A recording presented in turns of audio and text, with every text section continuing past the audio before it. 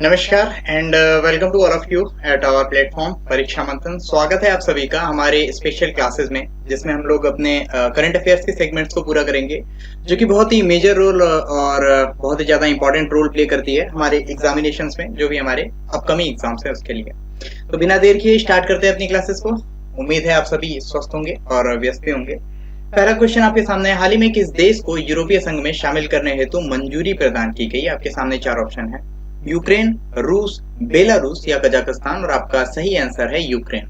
देखिए, यूक्रेन ने अभी हाल ही में अपने आप को यूरोपीय संघ में शामिल करने हेतु एक प्रस्तावना दी थी, एक प्रस्ताव पारित किया था और उसमें एक्सेप्टेशन मिल गई थी और इनको क्या है, यूरोपियन यूनियन में शामिल करने की बात यहाँ पे कही जा रही है। एक बात जो मैंने आपको पहले भी बताया था, थोड़ा ये देख लीजिएगा। यूक्रेन का मैप आपके सामने है, जहाँ पे डोनबास रीजन में अभी तक पूरी तरीके से रशिया का जो है कब्जा हो चुका है। क्रीमिया पे 2014 में ही रूस ने कब्जा कर लिया था। और जो दूसरा पोर्शन आपके सामने आ जाता है, दूसरा पोर्शन कौन सा, ये जो आपका कीव आ जाता है, राजधानी कीव। राजधानी कीव में क्या है, यहाँ भी अभी रूस की सेनाएं जो है पहुंचना स्टार्ट कर चुकी हैं। 1 महीने से भी ज्यादा समय हो चुका है, फिर भी अभी तक युद्ध की सीमाएं और युद्ध की जो है एक तरीके से दिख रहा है कि कब खत्म होगा, ये सारी चीजें देखी नहीं जा पा रही हैं। ये सब कुछ आपको ध्यान में रख लेना है, ठीक है। यूरोप का मैप आपके सामने है, जहाँ पे आपको यूक्रेन इस जगह पे दिखाई देगा, ये यूक्रेन है आपका, और नीचे जो है क्रीमिया का पोर्शन जो कि ब्लैक सी यानी कि काला सागर में दिखाई देता है। इसको भी आपको ध्यान में रखना है। नेक्स्ट क्वेश्चन आपके सामने आ जा रहा है। खैर, यूरोपियन यूनियन के बारे में हम लोग थोड़ा सा जान लेते हैं यहाँ पे, जो आपके लिए इंपॉर्टेंट हो जाता है। देखिए, यूरोपियन यूनियन की बात की जाए तो ये एक 28 देशों का संगठन हुआ करता था। पहले ये एक 28 देशों का संगठन हुआ करता था, यूरोपियन यूनियन, जिसको कि ईयू के नाम से हम लोग जानते हैं। ओके, एंड 28 देशों में से ये पहले 28 देशों का संगठन हुआ करता था, और 28 देशों में से जनवरी 2021 में ब्रिटेन ने एग्जिट कर लिया, जिसको कि ब्रेक्जिट बोला जाता है, BREXIT के नाम से जानते हैं। यानी ब्रिटेन जो है एग्जिट हो गया था, जिसके बाद से इसमें 27 देश बाकी बचे रह गए थे। और प्रेजेंट टाइम में अब यूक्रेन अगर इसमें शामिल होता है तो फिर से ये 28 हो जाएगा। ये बातें आपको थोड़ी सी ध्यान में रख लेनी है। नेक्स्ट की तरफ हम मूव करते हैं, जो हमारा नेक्स्ट क्वेश्चन है आपके सामने। नेक्स्ट क्वेश्चन, ओके, क्वेश्चन है आपका, खबरों में रहे अपरिभद्रा परियोजना, ऊपरी नहीं, इसको अपरिभद्रा परियोजना पढ़ते हैं। अपरिभद्रा परियोजना किस राज्य से संबंधित है? चार ऑप्शन आपके सामने, मध्य प्रदेश, उत्तर प्रदेश, कर्नाटका या तमिलनाडु। और आंसर की बात की जाए तो आंसर आपका हो जाएगा कर्नाटका। देखिए, कर्नाटक की बात की जाए तो सिंचाई को आगे बढ़ाने के लिए, सिंचाई संबंधी सुविधाओं को प्रदान करने के लिए कुछ एरियाज है, जैसे चित्रदुर्ग, चिक्कमगलुरु, दावड़गेरे, तुमकुरू, ये सब जो एरिया आपको यहाँ पे दिखाई दे रहा होगा। देखिए, ये आपका दावड़गेरे है, ये इधर टिक्करी है, ये आपका तुमकुरू है, ये सीरा है, ये फिर पावागढ़ है, ये चिकलेरे है, ठीक है। तो बहुत सारे एरियाज हैं जिनको मिला करके सिंचाई की व्यवस्था को प्रॉपर करने के लिए कर्नाटका की गवर्नमेंट में अपरिभद्रा परियोजना की शुरुआत की गई है। इसको आपको ध्यान में रख लेना है, ठीक है। कर्नाटका की बात कर रहे हैं तो थोड़ा सा कर्नाटका को हम लोग डिस्कस कर लेते हैं, डील कर लेते हैं। जैसे कर्नाटका की बात की जाए तो कर्नाटका की कैपिटल क्या है? कर्नाटका की कैपिटल है आपकी बंगलोर, ये आप लोग बिल्कुल मत भूलिएगा। और बेंगलोर की बात की जाए तो बंगलोर ही ऐसा जगह है जहाँ पे अभी हाल ही में वृषभावती नदी के किनारे, ठीक है। और बेंगलोर की बात की जाए तो यहीं पे आपका इसरो का हेडक्वार्टर है, इंडियन स्पेस रिसर्च ऑर्गेनाइजेशन जिसे बोलते हैं। इसरो का हेडक्वार्टर कहाँ पे है? यहीं बेंगलोर में ही है, इसको ध्यान में रख लीजिएगा। प्रसिद्ध आईटी कंपनी है इन्फोसिस, उसका भी हेडक्वार्टर आपको यहीं बेंगलोर में ही देखने को मिलता है। और ऐसे क्वेश्चंस आपसे अक्सर पूछ लिए जाते हैं, तो इसको भी आपको ध्यान में रख लेना है। बेंगलोर की ही बात की जाए तो बेंगलोर प्रेजेंट टाइम में, सॉरी, बेंगलोर की बात हम लोग बहुत ज्यादा नहीं करते हैं, यहीं पे हम लोग कर्नाटका की बात कर लेते हैं। कर्नाटका के प्रेजेंट टाइम में अगर सीएम की बात की जाए तो आपने देखा चुनाव हो चुके हैं, इसमें जीत भी हो चुकी है। कौन है प्रेजेंट टाइम में? बसवराज बोम्मई, BR बोम्मई है, बसवराज बोम्मई है प्रेजेंट टाइम में क्या, chief minister of Karnataka. And अगर बात की जाए राज्यपाल की तो राज्यपाल हैं आपके कर्नाटका के प्रेजेंट टाइम में थावर चंद गहलोत, जिनको TC गहलोत के नाम से हम लोग जानते हैं। ये भी आपको ध्यान में रख लेना है। आगे हम लोग चलते हैं, जो कि हमारे लिए बहुत ज्यादा इंपॉर्टेंट क्वेश्चन है। उन सारे क्वेश्चंस को हम लोग यहाँ पे डील करेंगे, उन सारे इंपॉर्टेंट चीजों को हम लोग देखेंगे। जैसे कि कर्नाटका की बात की जाए तो इनका अभी हाल ही में 31वां जिला बना था। कौन सा 31वां जिला बना था? इनका 31वां जिला बना था विजयनगर। विजयनगर किससे अलग हुआ था, ये आपसे पूछा जा सकता है। तो विजयनगर अलग हुआ था बेल्लारी से, जो कि कर्नाटका का एक जिला हुआ करता था, और बेल्लारी से अलग करके विजयनगर को बनाया गया। ये आपको ध्यान में रख लेना है, ठीक है। आगे हम लोग और सारे क्वेश्चंस को देख लेते हैं जो हमारे लिए इंपॉर्टेंट है। जैसे कि नेक्स्ट क्वेश्चन हमारे सामने आ जाता है, इसको भी हम लोग देख लेते हैं। किस राज्य सरकार के द्वारा 6 महीने के लिए किस मतलब राज्य को 6 महीने के लिए अशांत क्षेत्र घोषित किया गया है। 4 ऑप्शन आपके सामने, असम, मेघालय, त्रिपुरा या मिजोरम, और आंसर है आपका असम। देखिए असम में अभी हाल ही में घोषणा की गई है कि 6 महीने तक यहाँ पे आफ्सपा की अवधि बढ़ाई जाएगी। आफ्सपा का मतलब arm forces special powered act, arm forces special powered act, ये इनके लागू किया गया है। जब हम बात करते हैं असम की, तो ये बीच में पोर्शन दिखाई देता है। सबसे ज्यादा एरियाज अगर नॉर्थ ईस्ट में हम लोग देखते हैं तो इसी राज्य का पूरी तरीके से कवर किया हुआ है। और असम, मेघालय, त्रिपुरा और मिजोरम, ये 4 राज्य हैं। इन्हें हम लोग कहते हैं 6 शेड्यूल की स्टेट्स बोलते हैं। 6 शेड्यूल में इनके बारे में स्पेशल प्रावधान किया गया है 6ठी अनुसूची में। इसमें बताया गया है कि यहाँ की जितने भी अनुसूचित जातियां और जनजातियां हैं उन्हें विशेष रूप से सहायता प्रदान की जाएगी भारत की केंद्र सरकार के द्वारा। तो ये आपको ध्यान में रख लेना है। जैसे हमारा शेड्यूल 5 क्या बोलता है, हमारी 5वीं अनुसूची बोलती है अनुसूचित जाति और जनजातियों की रक्षा जो है सरकार करेगी। उसी तरीके से जो असम, मेघालय, त्रिपुरा और मिजोरम, इन 4 राज्यों से संबंधित लोग हैं, इनकी सुरक्षा के लिए इनके जो आदिवासी जनजातियां होती हैं, इनके लिए विशेष प्रावधान किया गया हमारे कॉन्स्टिट्यूशन में, उसको आपको ध्यान में रख लेना है। ठीक है, नेक्स्ट की तरफ हम मूव करते हैं। आफ्सपा की अवधि के बारे में हम लोग बात किए थे। आफ्सपा अभी अरुणाचल प्रदेश में, असम में और नागालैंड में तीनों जगह पे लगा हुआ है। ये आपको थोड़ा जानकारी में होना चाहिए। और असम की बात की जाए तो इनके चीफ मिनिस्टर प्रेजेंट टाइम में बसवराज यहाँ पे हैं। असम के जो प्रेजेंट टाइम में हेमंत बिस्वा शर्मा जो है इनके मुख्यमंत्री हैं। राज्यपाल की बात की जाए तो असम के राज्यपाल प्रेजेंट टाइम में जगदीश मुखी हैं, जिनको की नागालैंड का भी चार्ज दे दिया गया है राज्यपाल के रूप में। नेक्स्ट क्वेश्चन की तरफ हम मूव करते हैं। किस देश ने हाल ही में अपनी हाइड्रोजन ऊर्जा आधारित ट्रेन प्रारंभ की है? देखिए हाइड्रोजन ऊर्जा पर आधारित अभी पहली ट्रेन हाल ही में जापान ने स्टार्ट की है। जापान की बात की जाए तो जापान ने अभी कुछ दिन पहले अपना डुअल मोड व्हीकल भी लॉन्च किया था। डुअल मोड व्हीकल का मतलब क्या है?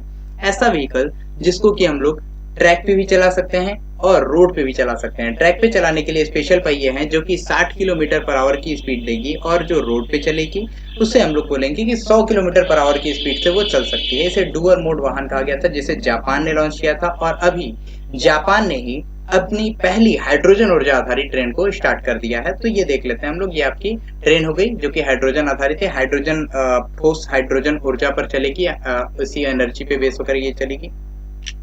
जापान मैप में आपको दिखाई दे रहा है। इसके 4 जो मेजर आइलैंड्स है उसको आपको ध्यान में रखना है। जो सबसे ऊपर है इसको होक्काइडो नाम से जानते हैं। ये जो पोर्शन बीच में है, जो सबसे बड़ा इनका आइलैंड है, जो सबसे बड़ा इनका द्वीप है, इसको हम लोग होन्शु द्वीप के नाम से जानते हैं। होन्शु द्वीप पे ही टोक्यो इनका जो कैपिटल है यहीं पे स्थित है, ये ध्यान में रखिएगा।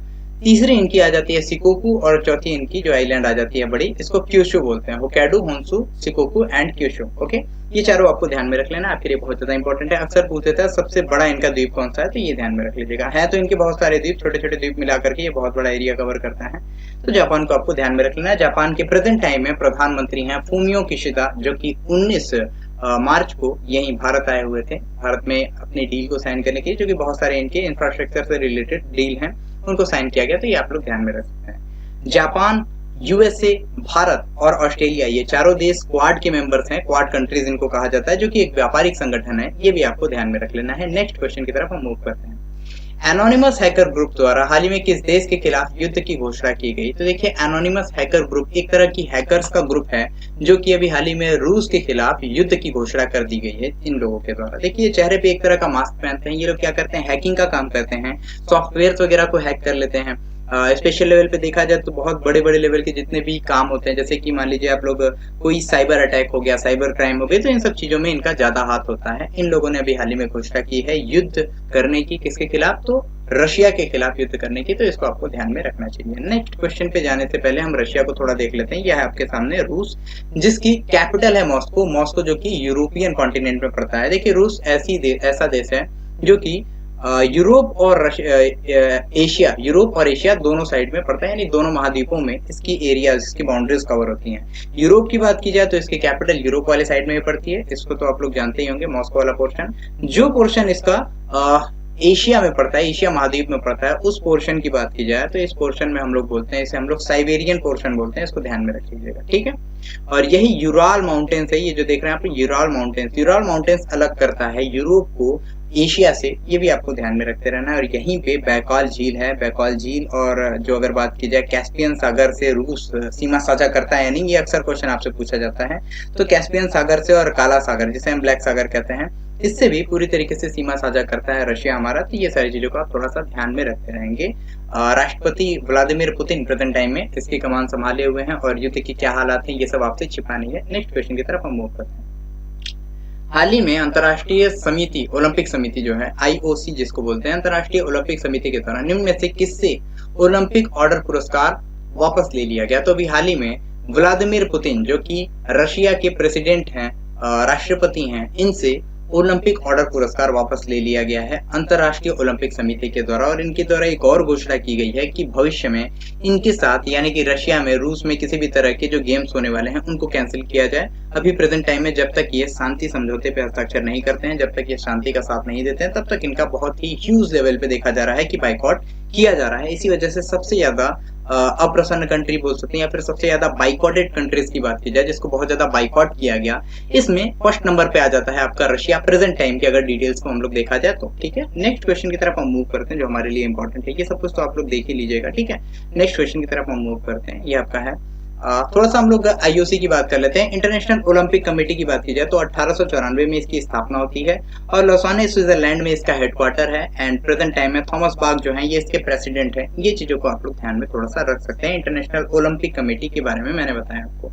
भारत और किस देश में IIT Indian institute of technology जिसे हम बोलते हैं इसकी शाखा यानी ब्रांचेस स्थापित करने की घोषणा की गई? तो अभी भारत ने यूएई यानी यूनाइटेड अरब अमीरात में घोषणा की है कि आईआईटी की शाखा को स्थापित किया जाएगा। ये जो पोर्शन आप देख रहे हैं ऊपर यूएई का, इसे हम लोग बोलते हैं यूनाइटेड अरब अमीरात और यहीं पे आपका दुबई भी है। और यूएई की कैपिटल की बात की जाए तो वो है अबू धाबी, ये ध्यान में आप रखते रहेंगे। और दुबई की बात की जाए, यही दुबई इनकी एक शहर है। और दुबई की बात की जाए तो दुबई ने अभी हाल ही में गोल्डन वीजा जारी किया था जिसको पाने वाले बहुत सारे बड़ी बड़ी शख्सियत हैं, इनके बारे में थोड़ा सा आप लोग ध्यान में रख सकते हैं। ठीक है, ये सब आपके लिए इंपॉर्टेंट है। यूएई के बारे में हम लोग जानते हैं, पढ़ भी चुके हैं। और ये आईआईटी की शाखा स्थापित करने की घोषणा की गई। तो विदेश में आईआईटी की शाखा किस देश में पहली बार स्थापित होगी? तो ये आपका यूएई आंसर होगा। ये आप लोग आंसर कर सकते हैं। ओके, नेक्स्ट क्वेश्चन पे चलने से पहले मैं बता दूं अबू धाबी यहाँ पे यूएई की सबसे इंपॉर्टेंट चीज है नूरा अल मतरूशी, इनके जो है पहली महिला अंतरिक्ष यात्री होंगी। और इनका जो होप है HOPE होप नाम का जो इनका मंगल मिशन है, ये इनका मंगल मिशन है जो कि अपकमिंग मतलब मिशन है, 2023 में स्टार्टिंग की जाएगी इसकी, इसको आपको थोड़ा सा ध्यान में रख लेना है। नेक्स्ट क्वेश्चन है हाल ही में सेबी का नया अध्यक्ष किसे चुना गया है? सेबी का मतलब है security and exchange board of India यानी भारतीय प्रतिभूति और विनिमय बोर्ड जिसे हम कहते हैं। तो सेबी का भी हाल ही में नया अध्यक्ष चुना गया है माधवी पुरी बुच को, जिनकी इमेज आप देख सकते हैं। ये फर्स्ट वुमेन है, चेयरपर्सन बनी है जो सेबी की, नाम आपके सामने है माधवी पुरी बुच। ठीक है, ये सब आपके लिए इंपॉर्टेंट नेम हो जाते हैं, इनको थोड़ा ध्यान में रखते रहिएगा। आपके सामने कुछ और ऑप्शन है, इन ऑप्शंस के बारे में थोड़ा सा हम लोग यहाँ पे अगर डील कर लें तो विवेक जौहरी आपके सामने, जिसे हम लोग जानते हैं कि सीबीआईसी यानी central board of indirect tax and custom, इसके प्रेजेंट टाइम में अगर प्रेसिडेंट की बात की जाए, सॉरी महानिदेशक की बात की जाए तो ये विवेक जौहरी बनाया गया है। वीएस पठानिया की बात की जाए तो VS Pathania Indian Coast Guard के प्रेजेंट टाइम में महानिदेशक हैं। अमिताभ कांत की बात की जाए तो अमिताभ कांत जो है ये सीईओ हैं नीति आयोग के, नेशनल जो NITI जिसको हम लोग नीति आयोग बोलते हैं। ठीक है, तो ये आप लोग ध्यान में रख सकते हैं, नीति आयोग के सीईओ अमिताभ कांत हैं, ये आप थोड़ा सा ध्यान में रखेंगे। नेक्स्ट क्वेश्चन की तरफ हम मूव करते हैं। हाल ही में भारतीय रेलवे का पहला सौर ऊर्जा संयंत्र कहाँ पे लॉन्च किया गया है? देखिए, सौर ऊर्जा संयंत्र लगाने का मतलब क्या है? रेलवे की जितनी भी एनर्जी की डिमांड होगी उसको पूरा किया जाएगा भारतीय रेलवे के अपने खुद के सोलर प्लांट से, जिसको अभी हाल ही में स्टार्ट किया गया है बीना में। देखिए, बीना आपके सामने मैप में दिखाई दे जाता है। जब हम मध्य प्रदेश की पूरी तरीके से मैप को देखते हैं तो यहाँ पे बीना दिखाई देता है। बीना से पनकी, जो मैंने आपको बताया था, बीना टू पनकी, ये बीना जो है ये सागर एक एरिया पड़ता है, सागर से जाकर के पूरा ये आपके ये जो पोर्शन में आ जाते हैं पूरा। ठीक है, ये सागर आपको दिखाई दे रहे हैं, यहीं पे एक बीना पोर्शन है। और बीना से पनकी तक गैस पाइपलाइन प्रोजेक्ट को भी स्टार्ट किया गया था, क्योंकि बीना रिफाइनरी यहाँ पे है, तो इसको आप लोग ध्यान से समझ सकते हैं। कानपुर के पनकी तक यहाँ से एक पाइपलाइन प्रोजेक्ट को स्टार्ट किया गया था। और यही बीना में ही भारतीय रेलवे का पहला सौर ऊर्जा संयंत्र को लॉन्च किया गया है, इसको भी आप ध्यान में रखते रहेंगे, जो कि इस तरीके से आप लोग जानते हैं सोलर प्लेट्स वगैरह के बारे में। नेक्स्ट क्वेश्चन आपके सामने, विश्व प्रसिद्ध सूरजकुंड हस्तशिल्प मेला का आयोजन कहाँ किया गया है अभी हाल ही में? ठीक है, तो इसको अभी हाल ही में हरियाणा में लॉन्च किया गया था। कब से कब तक चला? तो इसकी स्टार्टिंग हुई थी 20 मार्च से, कब तक चला था? तो ये 4 अप्रैल तक अभी चलेगा, यानी कल तक ये चलेगा पूरी तरह से। ध्यान में मतलब 4 अप्रैल तक ये चला है, तो ये ध्यान में रख सकते हैं। 20 मार्च से लेकर के 4 अप्रैल 2022 तक विश्व प्रसिद्ध सूरजकुंड हस्तशिल्प मेले का आयोजन किया गया था। हरियाणा की बात की जाए तो हरियाणा आपके सामने मैप में ये दिखाई दे जाता है, ये जो पोर्शन आपको दिखाई दे रहा है हरियाणा, जो कि सीमा साझा करता है उत्तराखंड, हिमाचल प्रदेश, पंजाब, दिल्ली, राजस्थान, मध्य प्रदेश और उत्तर प्रदेश से। इसके बारे में हम लोग बहुत ज्यादा जानने की कोशिश करें तो हरियाणा की जो कैपिटल है वो चंडीगढ़ है, जो कि पंजाब की भी कैपिटल है। और चंडीगढ़ की बात की जाए तो ये एक यूनियन टेरिटरीज भी है, ये भी ध्यान में रखते रहेंगे। हरियाणा का ही गुरुग्राम है जहाँ पे भारत का पहला अनाज एटीएम पायलट प्रोजेक्ट के तहत स्टार्ट किया गया था, जिसे हम ग्रेन एटीएम के नाम से जानते हैं। ये वही गुरुग्राम है जहाँ पे एशिया का सबसे बड़ा हेलीपैड और हेलीपोर्ट बनाने की अभी हाल ही में घोषणा की गई थी, ये भी आप ध्यान में रख सकते हैं। तो ये सब चीजें आपके लिए थोड़ा सा इंपॉर्टेंट हो जाती हैं, हरियाणा के बारे में थोड़ा जानते रहेंगे, ठीक है। नेक्स्ट क्वेश्चन की तरफ हम मूव करते हैं जो हमारे लिए इंपॉर्टेंट है। हाल ही में जारी सतत विकास रिपोर्ट, जिसे हम लोग सस्टेनेबल डेवलपमेंट रिपोर्ट के नाम से जानते हैं, 2021 है, ठीक है। इसमें कौन सा देश शीर्ष पर रहा? तो 4 ऑप्शन आपके सामने है, फिनलैंड, स्वीडन, डेनमार्क और जर्मनी। और आंसर की बात की जाए तो आपका आंसर यहाँ पे हो जाएगा डायरेक्टली फिनलैंड, ओके। एंड अगर हम बात करें फिनलैंड की तो आपके सामने ये मैप में फिनलैंड आ जाता है, स्कैंडिनेवियन कंट्रीज का पार्ट है। स्कैंडिनेवियन कंट्री कहते किसको है? ये आपका फिनलैंड हो गया, स्वीडन, नॉर्वे, ये आपका डेनमार्क का पोर्शन है और यहाँ पे आइसलैंड का। इन 5 कंट्रीज को जब हम एक साथ मिला करके सामने लाते हैं तो इसे हम लोग कहते हैं स्कैंडिनेवियन कंट्रीज, ओके। यहीं पे फिनलैंड की बात की गई है तो ये ध्यान में रख सकते हैं, रशिया से सीमा साझा करता है। इसके बारे में मैंने आपको पहले भी बताया था, इसको ध्यान में रखते रहिएगा। अभी सस्टेनेबल डेवलपमेंट सॉल्यूशन रिपोर्ट ये जारी की गई है, जो जिसको किसके द्वारा जारी किया गया? सस्टेनेबल डेवलपमेंट रिपोर्ट ये जारी किया गया सस्टेनेबल डेवलपमेंट सॉल्यूशन नेटवर्क के द्वारा, SDSN के नाम से हम लोग जानते हैं। इसका अभी हाल ही में 6ठा संस्करण लॉन्च किया गया था, जिसमें बताया गया कि फिनलैंड जो है ये टॉप पे है। भारत की बात की जाए तो भारत का पोजीशन प्रेजेंट टाइम में यहाँ पे 120वां रहा है, ये ध्यान में रखते रहिएगा। तो फर्स्ट नंबर पे आपका कौन हो गया? फिनलैंड हो गया, सेकंड पे आपका स्वीडन हो गया, थर्ड पे डेनमार्क, फोर्थ पे आपका जर्मनी हो जाता है एंड फिफ्थ नंबर पे आपका बेल्जियम हो जाता है, जिसकी कैपिटल ब्रुसेल्स है, ये ध्यान में रखते रहिएगा, ठीक है। नेक्स्ट क्वेश्चन की तरफ हम मूव करते हैं। ये सस्टेनेबल डेवलपमेंट आपका बहुत ज्यादा इंपॉर्टेंट हो जाता है, क्योंकि सतत विकास किस तरीके से डेवलपमेंट हो रहा है ये जानना आपके लिए जरूरी होता है। बात की जाए नीति आयोग के द्वारा भी एक सतत विकास सूचकांक जारी किया जाता है, जिसे हम लोग सस्टेनेबल डेवलपमेंट इंडेक्स के नाम से जानते हैं, जिसमें कि केरल फर्स्ट में था, ये आप ध्यान में रख सकते हैं। नेक्स्ट क्वेश्चन आपके सामने, हाल ही में गूगल ने अपनी गूगल प्ले पास सर्विस कहाँ लॉन्च की है? ये ऐसी सर्विस है जिसमें कि क्या कर सकते हैं हम लोग, ये जान सकते हैं कि एंड्रॉइड यूजर जो है बिना विज्ञापन के किसी भी ऐप को इस्तेमाल करके मतलब किसी भी ऐप को इस्तेमाल कर सकेंगे। मतलब उसमें से गूगल में किसी भी ऐप को अगर इंस्टॉल करते हैं तो उसमें आपको बहुत ज्यादा एडवर्टाइजमेंट नहीं देखने को मिलेगा, जिस एडवर्टाइजमेंट की वजह से आपको बहुत ज्यादा प्रॉब्लम होती है, ठीक है। ये आप ध्यान में रखते रहेंगे, ओके।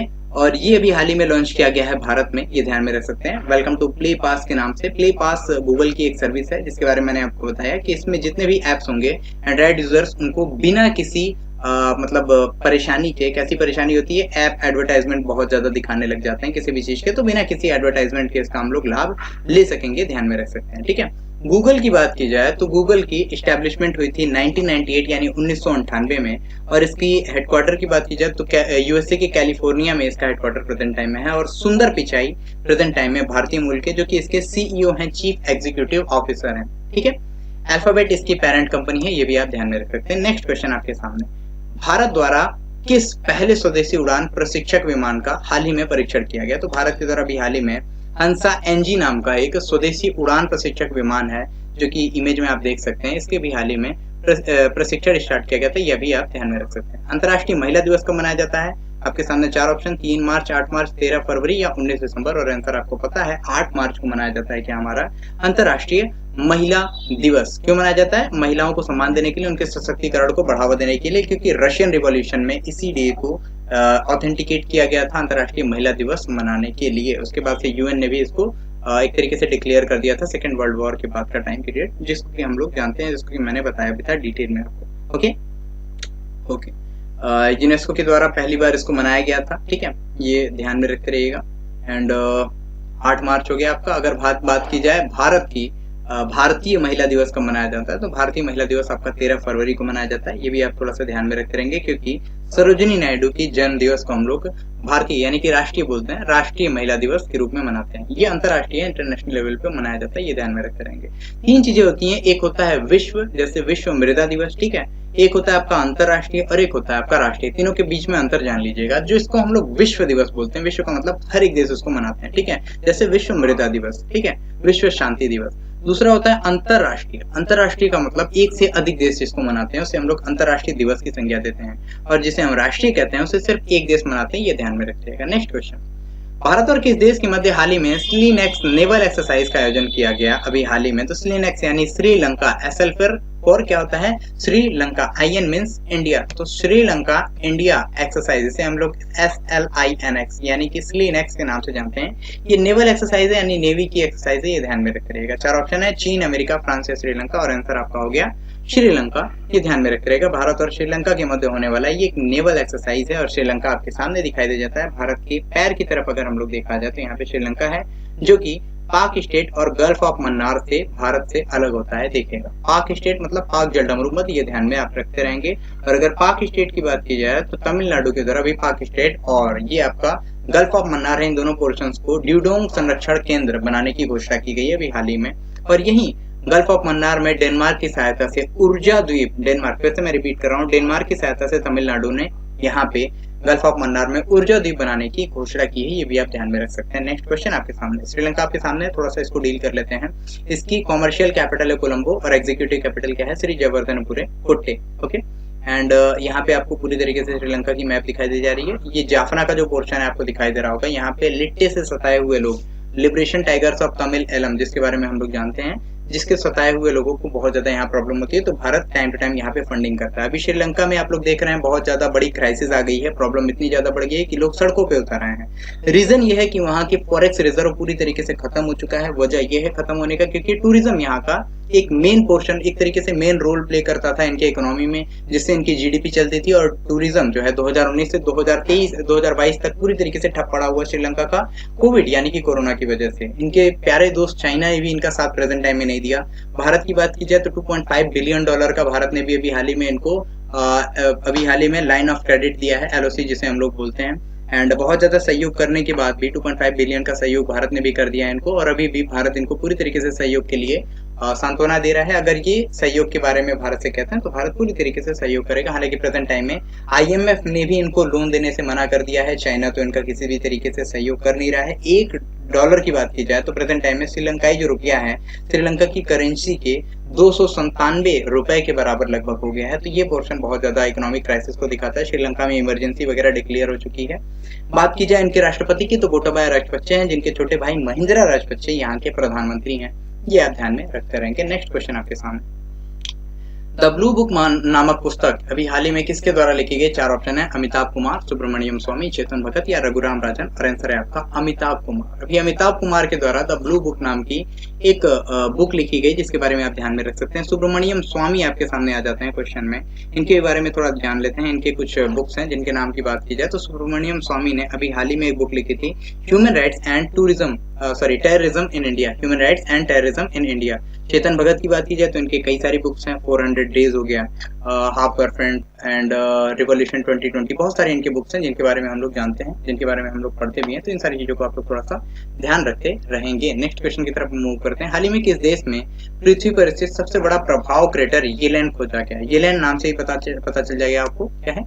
चीन में अभी खोजा गया है। प्रभाव क्रेटर का मतलब क्या है? क्रेटर इस तरह का कुछ पोर्शन होता है, ये जो देख रहे हैं आप लोग, क्रेटर मतलब क्या है? ऊपर से धस गया है, कोई चीज आके लड़ गई है, तो प्रभाव इस पे क्या हुआ है? यानी कि यहाँ पे कोई उल्का पिंड आकर के लड़ा था, जिसकी वजह से, जिसके प्रभाव से यहाँ क्रेटर का निर्माण हो गया, एक गड्ढे का निर्माण हो गया, और जिससे कि हम लोग भारत पृथ्वी का सबसे बड़ा प्रभाव क्रेटर मानते हैं, जिसको कि अभी हाल ही में खोजा गया है चाइना में। चाइना का ये जो येलेन एक क्रेटर है, ये भी खोजा गया है, ये आप ध्यान में रख सकते हैं। मैप से भी आप ध्यान में रख सकते हैं, ठीक है। चाइना की मैप की बात की जाए तो ये आपके सामने है। जिसकी कैपिटल की बात की जाए तो चाइना की कैपिटल क्या है प्रेजेंट टाइम में? बीजिंग है। चीन की कैपिटल बीजिंग है। शी जिनपिंग इनके प्रेसिडेंट हैं, जिनके बारे में आप लोग जानते होंगे, प्रेजेंट टाइम में बहुत ज्यादा छाए भी हुए हैं।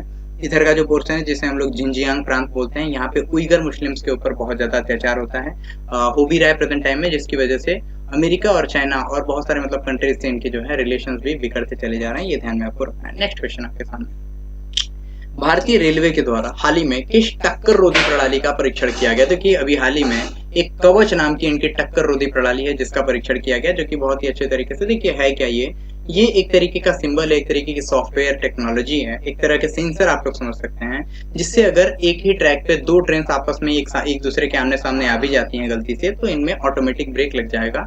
ये अभी हाल ही में कवच नाम की एक मतलब टेक्नोलॉजी जो है डेवलप की गई, इसको ध्यान में रख सकते हैं। ओके, दक्षिण मध्य रेलवे में अभी हाल ही में इसका ट्रायल किया गया था। अमानत की बात की जाए तो मिशन अमानत अभी हाल ही में भारतीय रेलवे के द्वारा स्टार्ट किया गया था।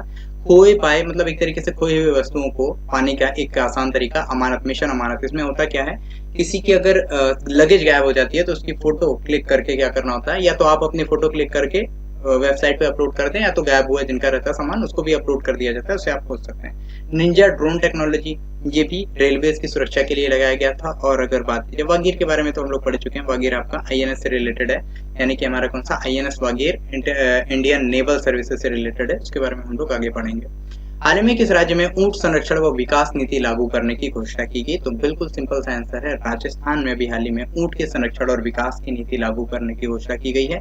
राजस्थान आपके सामने मैप में है, जिसको हम लोग जानते हैं कि सबसे बड़ा अगर राज्य कोई है क्षेत्रफल की दृष्टि से तो ये राजस्थान ही है, इसको ध्यान में रखते रहेंगे। नेक्स्ट क्वेश्चन आपके सामने, मोटर वाहन कंपनी के द्वारा ई वाहनों के लिए नया e vehicle brand Vida launch किया गया है।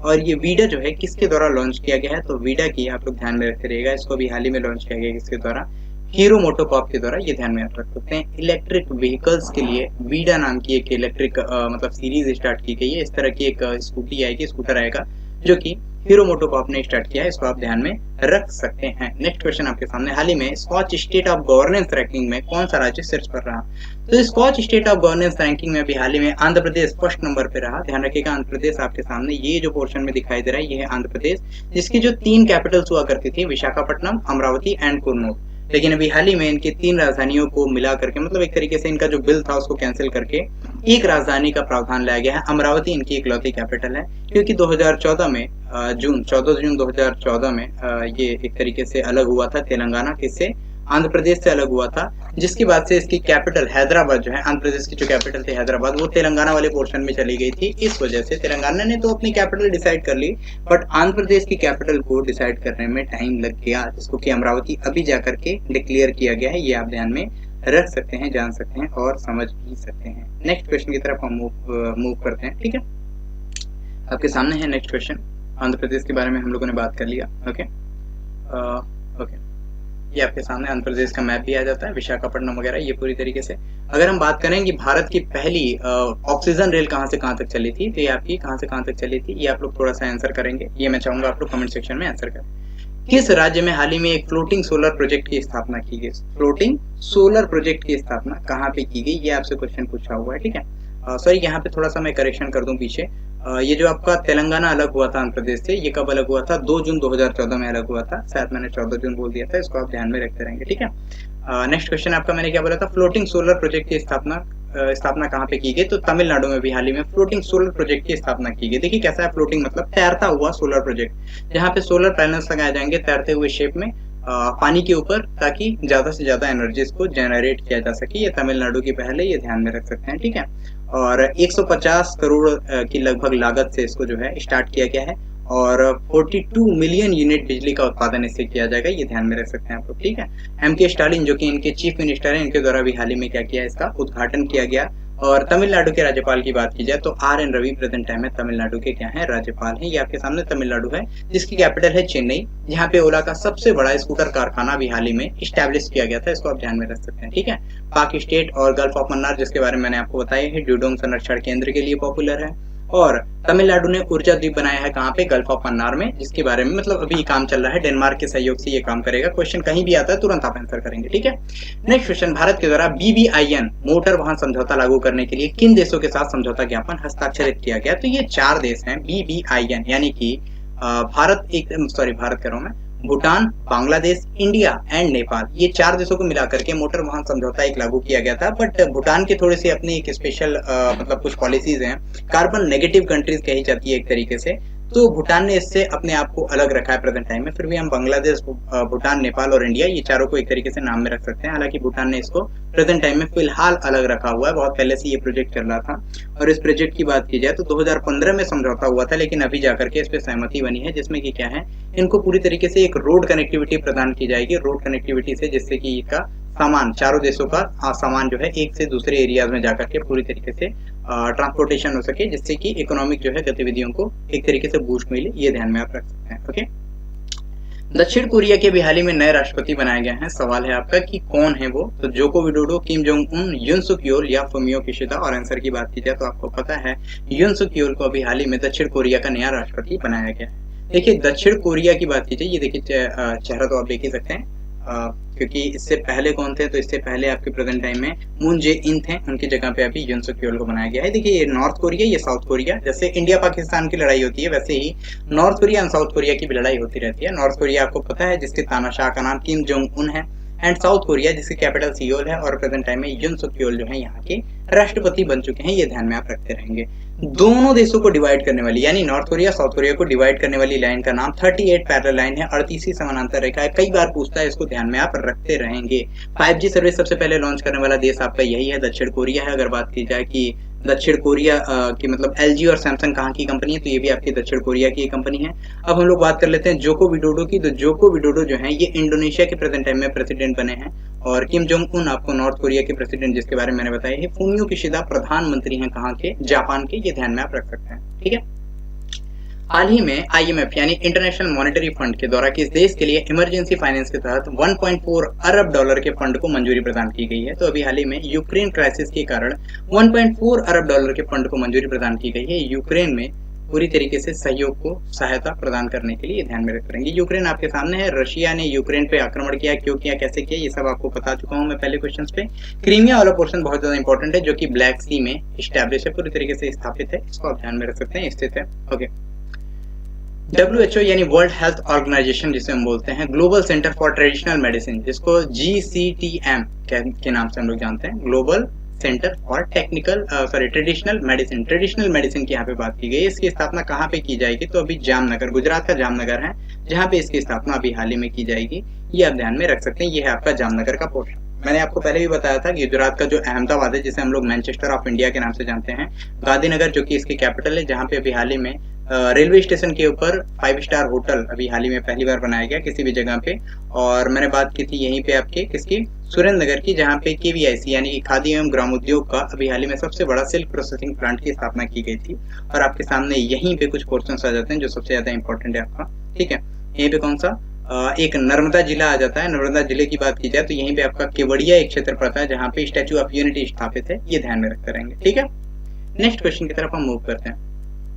हेरिटेज फाउंडेशन के द्वारा जारी आर्थिक स्वतंत्रता सूचकांक 2021 में किस देश ने शीर्ष स्थान प्राप्त किया है, तो अभी हाल ही में सिंगापुर ने शीर्ष स्थान प्राप्त किया है। किस चीज में, जो अभी हाल ही में आर्थिक स्वतंत्रता सूचकांक जारी किया गया था इसमें। ये ध्यान में रखते रहेंगे, ठीक है।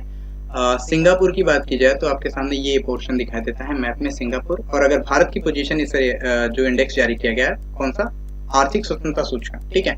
इस इंडेक्स में भारत की पोजीशन की बात की जाए तो भारत का पोजीशन इसमें 184 देशों में 121वां पोजीशन लेकर के भारत आया है। ये आप ध्यान में रखते रहेंगे। भारत का पोजीशन अक्सर पूछ लिया जाता है, ठीक है। सेकंड नंबर की बात की जाए तो कौन सा आपका, सेकंड नंबर की बात तो नहीं करते हैं, बस फर्स्ट ही ध्यान रखिए कि बहुत ज्यादा आप जानेंगे तो थोड़ा सा प्रॉब्लम आपको हो सकती है, इतना ही ध्यान रखते हैं। नेक्स्ट क्वेश्चन की तरफ हम चलते हैं। इसकी डिटेल वीडियो मैं बना चुका हूं, तो पिछले वीडियोस को आप लोग देखते रहिएगा।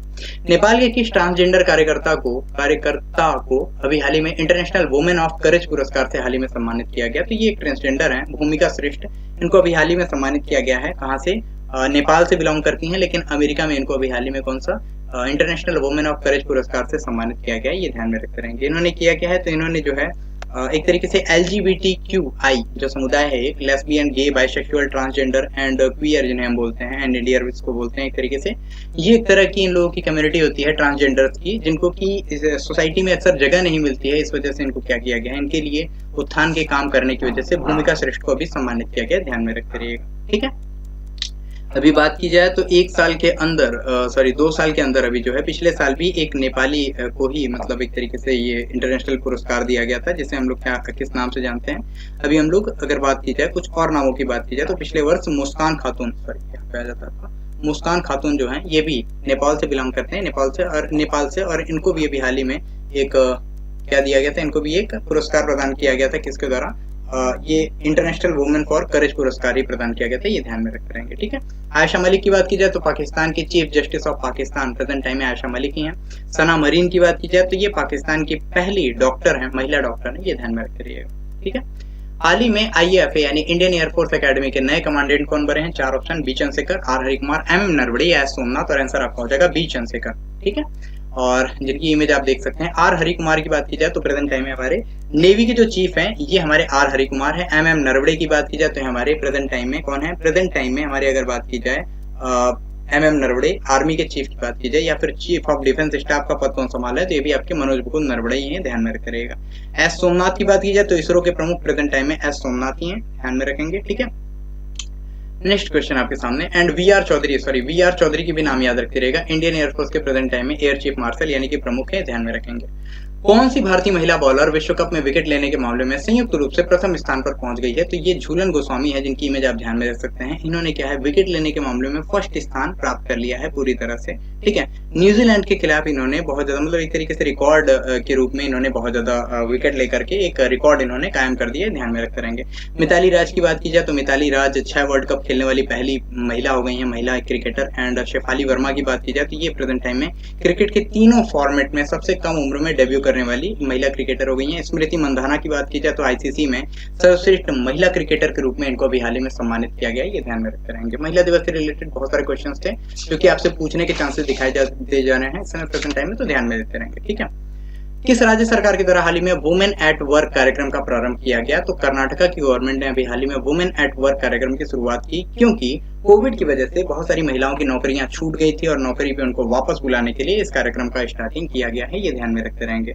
8 मार्च को इसकी स्टार्टिंग की गई थी, ठीक है, क्योंकि 8 मार्च को इंटरनेशनल वुमेन्स डे था, ये ध्यान में आप रखते रहेंगे। इससे रिलेटेड आपके क्वेश्चंस को ध्यान में रखना है और याद रखना है, क्योंकि ये आपके लिए बहुत ज्यादा इंपॉर्टेंट हो जाता है, ठीक है।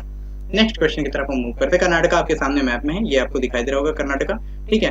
कर्नाटका के कैपिटल के बारे में बात की जाए तो बेंगलुरु इसकी कैपिटल है। सीएम की बात की जाए तो बसवराज बोम्मई प्रेजेंट टाइम में इनके सीएम है, और थावरचंद गहलोत जो कि इनके राज्यपाल हैं, ये ध्यान में आप रखते रहेंगे, ठीक है। हाल ही में पाई दिवस कब मनाया गया था, तो पाई दिवस 14 मार्च को मनाया गया। रीजन क्या है 14 मार्च, पाई की वैल्यू क्या होती है, ये आपके सामने है। पाई की वैल्यू क्या होती है, 3.14 होती है, 22/7 होता है, उसको हम लोग जब निकालते हैं तो 3.14, ठीक है। तो 3.14 का मतलब 30 यानी कि तीसरा महीना, 14 यानी कि 14, ठीक है। 14 मार्च को ये मनाया जाता है, इसी वजह से ये ध्यान में आप रखते रहेंगे, ओके। और आपके सामने कुछ आ जाता है, जैसे 1 मार्च को वैश्विक नागरिक सुरक्षा दिवस, 2 मार्च को सिविल लेखा दिवस, 3 मार्च को विश्व वन्य जीव दिवस, 4 मार्च को राष्ट्रीय सुरक्षा दिवस, 8 मार्च को अंतर्राष्ट्रीय महिला दिवस, 9 मार्च को धूम्रपान निषेध दिवस और 10 मार्च को विश्व किडनी दिवस के रूप में हम लोग मनाते हैं। कौन सा राज्य भारत की 1 ट्रिलियन अर्थव्यवस्था वाला पहला राज्य बनने जा रहा है, ये देश हो गया है, पहला राज्य बनने जा रहा है, तो ये अभी हाल ही में महाराष्ट्र बनने जा रहा है, सबसे ज्यादा इकोनॉमी वाला, एक तरीके से अर्थव्यवस्था वाला, ठीक है। ये महाराष्ट्र बन रहा है, कितना 1 ट्रिलियन की अर्थव्यवस्था वाला पहला राज्य बनने जा रहा है महाराष्ट्र, जो आपके सामने एक तरीके से भारत की कॉमर्शियल कैपिटल जो मुंबई है यहीं पे पड़ती है, ध्यान में रखते रहेंगे। उद्धव ठाकरे प्रेजेंट टाइम में चीफ मिनिस्टर ऑफ महाराष्ट्र हैं, इन सारी चीजों को थोड़ा आप ध्यान में रखते रहेंगे, ओके। नेक्स्ट क्वेश्चन की तरफ। नेशनल फाइनेंशियल रिपोर्टिंग अथॉरिटी, जिसे हम NFRA कहते हैं, इसके नए अध्यक्ष कौन बनाए गए हैं, विवेक गोगिया, अजय कुमार भल्ला, माधवी पुरीपुच या अजय भूषण पांडे। और आंसर की बात की जाए तो अजय भूषण पांडे को अभी हाल ही में बना दिया गया है, क्या चीज अभी हाल ही में बना दिया गया है, नेशनल फाइनेंशियल रिपोर्टिंग अथॉरिटी के अध्यक्ष, ठीक है। इससे पहले कौन थे, अशोक कुमार गुप्ता थे, उन्हीं की जगह पे इनको अभी हाल ही में लगाया गया है। माधुरी पुरीपुच के बारे में मैंने आपको बताया था, जो कि अभी हाल ही में क्या सेबी की प्रेजेंट टाइम में अध्यक्ष बनी थी, ये ध्यान में रखते रहेगा, पहली महिला अध्यक्ष के रूप में सामने आई थी, ठीक है। अजय भूषण पांडे आपने देख लिया, माधुरी पुरीपुच आपने देख लिया। अजय कुमार भल्ला की बात की जाए तो ये प्रेजेंट टाइम में हमारे गृह सचिव हैं। और विवेक गोगिया की बात की जाए तो विवेक गोगिया प्रेजेंट टाइम में क्या है, NCRB national crime reports record bureau के प्रेजेंट टाइम में महानिदेशक हैं, तो विवेक गोगिया को भी आप लोग ध्यान में रखते रहेंगे। भारत के पहले ड्रोन स्कूल का उद्घाटन हाल ही में कहाँ किया गया है, तो अभी ग्वालियर में, मध्य प्रदेश का ग्वालियर एक जगह है, यहाँ पे भारत का पहला ड्रोन स्कूल का उद्घाटन किया गया। देखिए मध्य प्रदेश आपके सामने है, और भारत के जो उड्डयन विकास मंत्री हैं प्रेजेंट टाइम में, उनके द्वारा ये घोषणा की गई है, ये आप थोड़ा सा याद रखते रहेंगे, ठीक है। नागरिक विकास उड्डयन मंत्री प्रेजेंट टाइम में ज्योतिरादित्य सिंधिया जी हैं, जिनके द्वारा अभी हाल ही में ड्रोन मेला का आयोजन किया गया था महाराष्ट्र में। उसी दौरान एक घोषणा की गई थी कि महाराष्ट्र में मध्य प्रदेश में क्या है, ड्रोन स्कूल खोले जाएंगे, जो कि 5 ड्रोन स्कूल होंगे, जिसमें से ग्वालियर, भोपाल, इंदौर, जबलपुर और सतना, ये 5 जगहों पे खोला जाएगा। और प्रेजेंट टाइम में ग्वालियर में भी ओपन कर दिया गया है, बाकी के भी 4 ओपन किया जाएंगे जल्द से जल्द, ध्यान में रखते रहेंगे। मध्य प्रदेश के सीएम प्रेजेंट टाइम में शिवराज सिंह चौहान है, एंड मंगू भाई छगन भाई पटेल प्रेजेंट टाइम में मध्य प्रदेश के क्या है, राज्यपाल हैं, ध्यान में रखते रहेंगे, ठीक है। हाल ही में कैटलिन नोवाक किस देश की पहली महिला राष्ट्रपति चुनी गई हैं? तो अभी हंगरी की पहली महिला राष्ट्रपति चुनी गई हैं कैटलिन नोवाक, ये आप ध्यान में रखते रहेंगे। अगर बात करें न्यूजीलैंड की, तो न्यूजीलैंड की अभी पहली महिला जो पीएम चुनी गई हैं जेसिका अर्डन चुनी गई हैं। एस्टोनिया की बात की जाए तो एस्टोनिया की अभी हाल ही में पहले महिला राष्ट्रपति काजा कलास बनी है। और जापान के तो प्रेजेंट टाइम में फुमियो किशिदा प्रधानमंत्री है, जो कि हम लोग पढ़ भी चुके हैं। ठीक है, ये आपके सामने दिखाई दे रहा है यूरोप का मैप, और यहाँ पे आपको हंगरी दिखाई देगा, जिसको आप ध्यान से रख सकते हैं। स्लोवाकिया, ऑस्ट्रिया, रोमानिया के आसपास बीच में पड़ता है, पूरी तरीके से लैंडलॉक कंट्री है, इसको आप ध्यान में रख सकते हैं। ठीक है, हाल ही में विश्व का सबसे अस्वीकृत देश कौन बना है? एंड द आंसर इज रूस, क्योंकि बहुत ही ज्यादा लड़ाई हो चुकी है, युद्ध बहुत ही आगे तक बढ़ चुका है, दोनों देश लगभग बर्बाद हो चुके हैं, लेकिन फिर भी वर्चस्व की लड़ाई कभी खत्म नहीं होती है। इस वजह से रशिया को प्रेजेंट टाइम में देखा जा रहा है सबसे ज्यादा बाइकॉटेड, सबसे ज्यादा अस्वीकृत देश के रूप में सामने आया है, ये आप ध्यान में रख सकते हैं। ठीक है, भारत और किस देश के मध्य हाल ही में सोलर पावर प्लांट समझौते पर हस्ताक्षर किया गया? तो अभी हाल ही में भारत और श्रीलंका के मध्य सोलर पावर प्लांट समझौते पर हस्ताक्षर किया गया, जिसमें भारत ने एक घोषणा की है कि श्रीलंका का जो पोर्शन है, श्रीलंका का त्रिंकोमली जो पोर्ट है, त्रिंकोमली पोर्ट ये कोलंबो के पास पड़ता है, त्रिंकोमली पोर्ट को भारत डेवलप करेगा, 100 मेगावाट की सौर ऊर्जा संचालित करेगा। रीजन वही है, जो यहाँ पे कोयला नहीं खरीदा जा सकता है, पा रहा है, यहाँ पे श्रीलंका की इतनी ज्यादा ह्यूज इकोनॉमिक क्राइसिस आ गई है, जिसकी वजह से इनको क्या है, कुछ भी खरीदने में, कोई भी चीज इंपोर्ट करने में बहुत ज्यादा प्रॉब्लम आ रही है। इसकी वजह से भारत का एक सहयोग है एक तरह से, जो कि 100 मेगावाट की सौर ऊर्जा से संचालित करने के लिए एक डील की गई है, जो कि आप लोग जानते भी हो कि अभी प्रेजेंट टाइम में आप लोग जानते होंगे कि श्रीलंका में क्राइसिस बहुत ज्यादा बढ़ चुकी है, जिसकी वजह से लोग सड़क पे भी उतर आए हैं, क्योंकि इनको सिर्फ 13 घंटे की ही लाइट प्रोवाइड कर दी जा रही है, सिर्फ 13 घंटे की इलेक्ट्रिसिटी। भारतीय रेलवे का पहला गति शक्ति कार्गो टर्मिनल कहाँ पे प्रारंभ किया गया? तो ये ध्यान में रखते रहेगा, भारतीय रेलवे ने अभी हाल ही में अपना पहला गति शक्ति कार्गो टर्मिनल स्थापित किया है। कहाँ पे स्थापित किया गया? तो थापर नगर में स्थापित किया है, ये ध्यान में रखते रहिएगा। ठीक है, थापर नगर आपके झारखंड में पड़ता है, ये आप ध्यान में रख सकते हैं। इसमें होगा क्या, तो कार्गो टर्मिनल्स यानी कार्गोस के लिए, कार्गो ये जो आपका दिखाई दे रहा है ना, सामान वाला मालगाड़ी जो होती है, इसके लिए स्पेशल व्यवस्था इसमें की गई है। ठीक है, ये आप ध्यान में रख सकते हैं। 2021-22 के बजट में भी इसकी घोषणा की गई थी, तो इस वजह से ये आप ध्यान में थोड़ा सा रख सकते हैं। सामान खराब होने से पहले पहुंच सके, इसके लिए ये सारी चीजों की स्थापना की गई, स्टार्टिंग की गई है। 100 कार्गो स्टेशन की यहाँ पे बात की गई थी, बट अभी एक स्टार्ट हो गया है थापर नगर झारखंड में, ये पहला है। इसके बाद और सारी गति शक्ति जो एक कार्गो टर्मिनल का एक प्रोग्राम स्टार्ट किया गया, इसको और आगे बढ़ाया जाएगा। ठीक है, आपके सामने झारखंड ये पोर्शन जो दिखाई दे रहा है, झारखंड कहाँ से, बिहार से अलग होता है। और कब अलग होता है? तो 15 नवंबर 2000 सन 2000 में ही, 15 नवंबर सन 2000 में ही ये अलग होता है बिहार से, और एक नया राज्य बन के सामने आ जाता है, ये ध्यान में आप रखते रहेंगे। ठीक है, हाल ही में नाबार्ड ने किस राज्य के साथ मछली उत्पादन में वृद्धि के लिए, मछली उत्पादन की वृद्धि के लिए समझौता किया है? 4 ऑप्शन, ओडिशा, आंध्र प्रदेश, तेलंगाना या राजस्थान, और आंसर आपका हो जाता है ओडिशा। ओडिशा में अभी हाल ही में घोषणा की गई है किस चीज के लिए? नाबार्ड के साथ। नाबार्ड के बारे में आप लोग थोड़ा सा जान लीजिएगा, नाबार्ड क्या है? नेशनल एग्रीकल्चर, मतलब नेशनल बैंक है एक तरीके से। ठीक है, national bank for rural and agriculture development. 1982 यानी 1982 में इसकी स्थापना हुई थी, मुंबई में इसका हेडक्वार्टर स्थित है, ये ध्यान में रखते रहेंगे। उड़ीसा की बात की जाए तो उड़ीसा के अभी चीफ मिनिस्टर है नवीन पटनायक, एंड जो राज्यपाल इसके जो हैं वो है गणेशी लाल। भुवनेश्वर इसकी कैपिटल है, जिसके बारे में आप लोग जान सकते हैं, लिंगराज मंदिर, कोणार्क मंदिर, कलिंगा स्टेडियम, ये सारी चीजें कहाँ पे हैं? ये सब आपके उड़ीसा में ही पड़ते हैं, ये आप ध्यान में रख सकते हैं, जो आपके लिए बहुत ज्यादा इंपॉर्टेंट है। ओके, यहीं पे आपका Similipal National Park and Bhitarkanika National Park, ये सब चीजों को थोड़ा सा आप ध्यान में रखते रहेंगे। आपके सामने ओडिशा ये पोर्शन दिखाई देता है, ये पूरी तरीके से, जिसको हम लोग उत्कल के नाम से जानते हैं, और कलिंग ये जो राज्य था जहाँ पे आकर के अशोक का हृदय परिवर्तन हो गया था, वो यही ओडिशा ही थे, ध्यान में रखेंगे। ठीक है, हाल ही में अंतर्राष्ट्रीय प्रसन्नता दिवस कब मनाया गया था? तो 20 मार्च को अंतर्राष्ट्रीय प्रसन्नता दिवस मनाया गया था, जिसकी थीम थी keep calm, stay wise and be kind. Okay, और ये सारे जो डेट्स हैं, इन डेट्स को एक बार फिर से आप रिवाइज कर लीजिएगा, जो कि आपके लिए बहुत ज्यादा इंपॉर्टेंट, मतलब बहुत ज्यादा इंपॉर्टेंट है, इसको ध्यान में रखेंगे। भारत की पहली पेपरलेस विधानसभा कौन बनी है? हिमाचल प्रदेश, नागालैंड, मणिपुर या मिजोरम, और आंसर आपका हो जाएगा नागालैंड। नागालैंड की विधानसभा ने अभी हाल ही में घोषणा की, ये आपको दिखाई दे रहा होगा पूरा नॉर्थ ईस्ट वाला पोर्शन, इसको और तो जूम करके देखेंगे, ये आपका जो नागालैंड वाला पोर्शन है, यहाँ की विधानसभा ने अभी हाल ही में घोषणा की है कि ये पूरी तरीके से पेपरलेस गवर्नमेंट हो जाएंगे। एक चीज ध्यान में रखते रहेगा, अगर बात की जाए सबसे पहले किस राज्य ने पेपरलेस बजट प्रस्तुत किया था, तो ये हमारा उत्तर प्रदेश है। ठीक है, बात करें सबसे पहली पेपरलेस विधानसभा कौन बनी है, तो ये नागालैंड है। बात करें सबसे पहला हाईकोर्ट कौन सा है जो पेपरलेस हो गया, तो आपका केरला हाईकोर्ट है। ये आप चीजों को थोड़ा सा पेपरलेस से याद रखते रहेंगे। और अगर यूएई की बात की जाए तो ये पहला ऐसा देश बन गया है जो कि पूरी तरीके से पेपरलेस गवर्नमेंट हो गया है, ये भी ध्यान में रखते रहेंगे। ठीक है, तो जो भी कुछ था सब कुछ मैंने बता दिया लगभग में।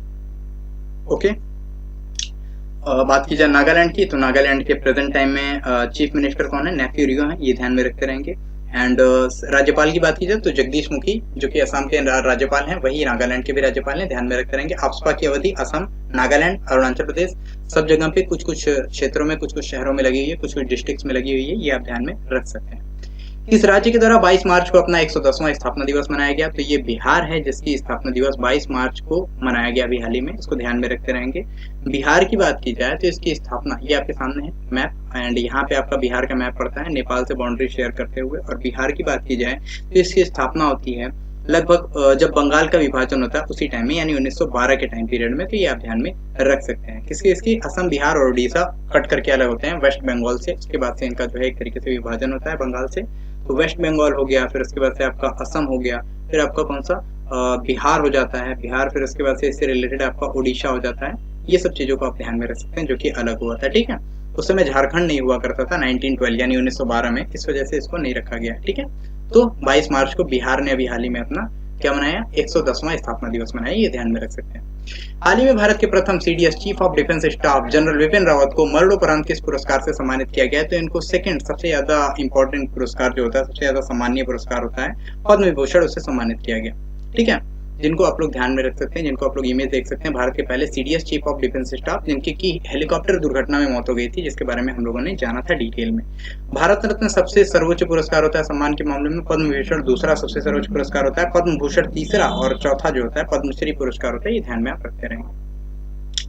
हाल ही में जारी वर्ल्ड एयर क्वालिटी रिपोर्ट के अनुसार विश्व का सर्वाधिक प्रदूषित देश कौन सा बना है? तो ये बांग्लादेश है, जो कि दुनिया का सबसे प्रदूषित देश के रूप में सामने आया है वर्ल्ड एयर क्वालिटी रिपोर्ट के अनुसार, ठीक है। एंड ये आपके सामने बांग्लादेश है जिसकी कैपिटल है ढाका, और प्रेजेंट टाइम में शेख हसीना जो है इनकी प्रेजेंट टाइम में क्या बनी हुई है?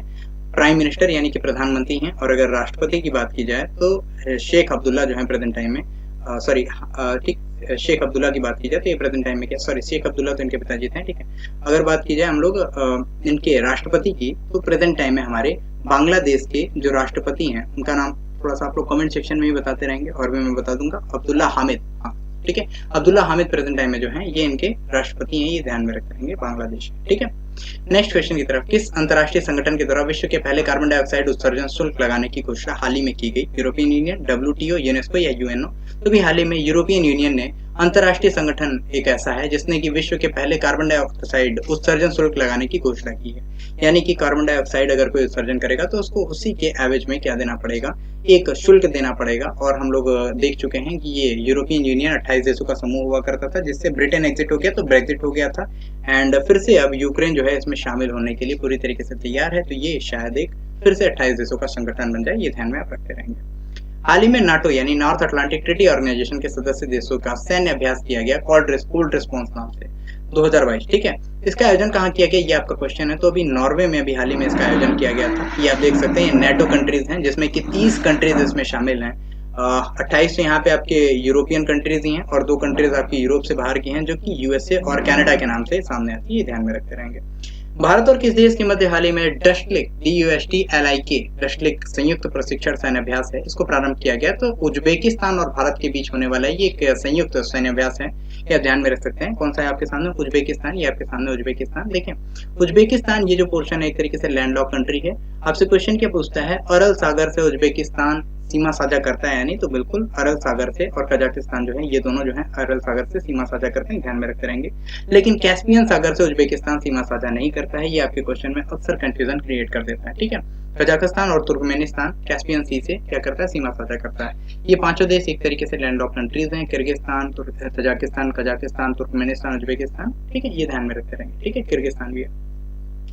हाल ही में सरदार बर्दी मोहम्मदोव ये किस देश के नए राष्ट्रपति चुने गए हैं? तुर्कमेनिस्तान, इथियोपिया, हंगरी या जर्मनी? और आंसर आपका हो जाएगा तुर्कमेनिस्तान के अभी नए राष्ट्रपति हाल ही में चुने गए हैं। कौन से? ये अभी प्रेजेंट टाइम में चुने गए हैं सरदार बर्दी मोहम्मदोव, ठीक है। ये आपके सामने तुर्कमेनिस्तान का मैप तो मैंने पहले ही लगा दिया था, ये आप देख सकते हैं यहीं पे तुर्कमेनिस्तान आपके सामने, ये जो पोर्शन आपको दिखाई दे रहा है तुर्कमेनिस्तान, ये आपके सामने आंसर में आ जाता है। इसको ध्यान में थोड़ा सा रखते रहेंगे, जिसकी कैपिटल है अशगाबाद, ये ध्यान में आप रखते रहेंगे, ठीक है। नेक्स्ट क्वेश्चन आपके सामने आ जाता है कौन सा, एश्ले बार्टी ने हाल ही में मात्र 25 वर्ष की आयु में किस खेल से संन्यास लेने की घोषणा कर दी है? तो एश्ले बार्टी जो कि टेनिस से रिलेटेड है, टेनिस से बिलोंग करती है, इन्होंने मात्र 25 वर्ष की आयु में क्या किया है अभी हाल ही में अपने आप को अलग कर लिया, संन्यास ले लिया है अपने गेम से, ये ध्यान में आप रखते रहेंगे, ठीक है। इन्होंने ऑस्ट्रेलियन ओपन जीता था, फ्रेंच ओपन जीता था एंड यूएस ओपन भी जीता था, ये ध्यान में आप रखते रहेंगे, ठीक है। एक 4 तरह के ओपन होते हैं इनके, मतलब कि जो भी मतलब गेम्स होते हैं, कौन से, Australian open, French open, Wimbledon open and US open, ठीक है। इतना ही रखते हैं आज के लिए, इतना ही। जय हिंद, भारत माता की जय। बट इंपॉर्टेंट आपके लिए और सारे क्वेश्चंस भी होने वाले हैं, उनको भी आपको ध्यान में रखना है और सारी चीजों को आप लोग ध्यान में रखते रहिएगा। जय हिंद, भारत माता की जय।